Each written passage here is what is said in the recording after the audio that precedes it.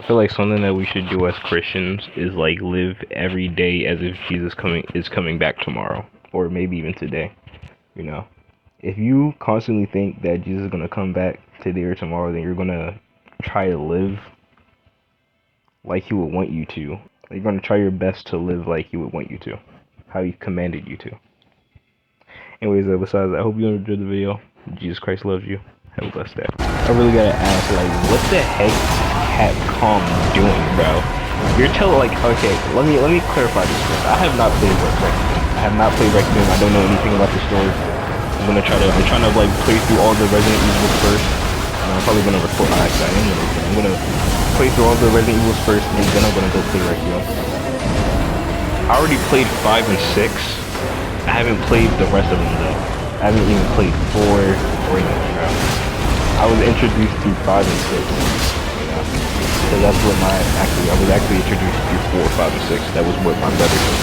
But I really gotta ask, what is Capcom doing? I know the entire story of Resident Evil. I know everything, you know. I did my research because I actually found it so interesting. And I gotta ask, why would you choose Leon as the protagonist if you're gonna bring back a Wesker clone? Out of all the characters you could have chose Jill. You could have chose Chris. You know, it would be nice to see him, you know, face off again. Or you could have chose his own son. You could have chose Jake Muller, the character that we have not seen anything for in the past however many years since 6. You could have chosen Jake. That would have been the perfect candidate. Having to face off against your father, you know, finally seeing your father after all this time, only to realize it's a clone, and having to face off against them and overcome that, I guess that guilt, or once you connect with them, you know. That would have been a great story right there. They could have done so much if they just had Jake instead of Leon, bro. I'm telling you, bro, it would have been peak, bro. But no, they decided, you know what would be a good idea? Let's put our little Boy Scout here. Let's put our Boy Scout. Don't get me wrong, I love Leon. You know, he's my like favorite, you know, 3 characters of Resident Evil. My favorite 3, you know, Resident Evil protagonists. But like, he was just not a good pick to go up against a Wesker clone. Matter of fact, they could have had the entire story, just remove the Wesker clone, and make a game where you're Jake again. I miss Jake, bro. It's been a while since I've seen him, bro. He was such an interesting character. He was an interesting character, bro. He had good character development, bro. Throughout the entire game, he had good character development. Why would you make a character like that just to throw him to the side and be like, you know what, let's just act like he was never born in the first place.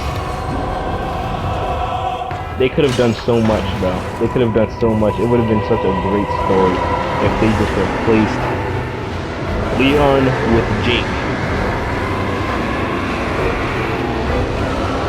Why is Jake not there? Like, it really makes me mad, bro. They could have, like, that could have been peak right there.